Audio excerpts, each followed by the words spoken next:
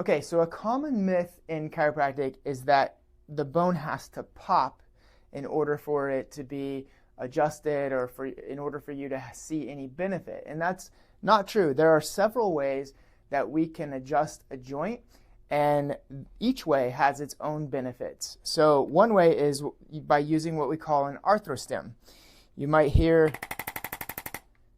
a little vibration and feel a little vibration over the joint. We can use the arthrostim to influence the joint in the right direction and also put motion in the joint to help correct the subluxations. Another common strategy or technique in chiropractic is using what we call an activator.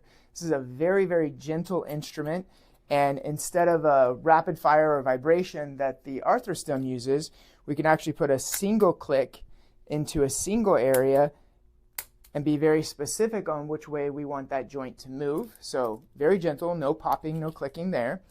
We also have what we call drops, and drops can help us adjust the joint. So if we have hip rotation, even if we just need to move a joint in a certain direction, our table comes up, we put pressure, and when we push or when we thrust, the table drops down, and that drop helps us to move that joint. You don't typically feel the pops or the clicks in that type of an adjustment either. Now, my favorite way to adjust, though, is manual, where sometimes you do feel a pop or a click, but it is not absolutely necessary. So a manual adjustment is to get a joint to move, and typically we want it to move in a specific direction. The pop really has nothing to do with that. That pop is just a release of pressure from the joint capsule. So Marissa, will you lay on your side and face towards me?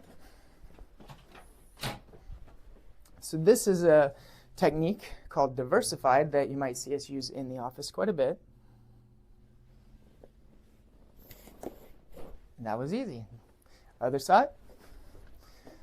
We felt a couple of pops on that one. Not that we were looking to get those, but it did happen when we moved the joint. There we go. Lay on your back. So there are multiple ways to adjust joints. There are even more techniques than just that. But I wanted to show you that the thought process that you have to have a pop to have a good adjustment is just simply not true.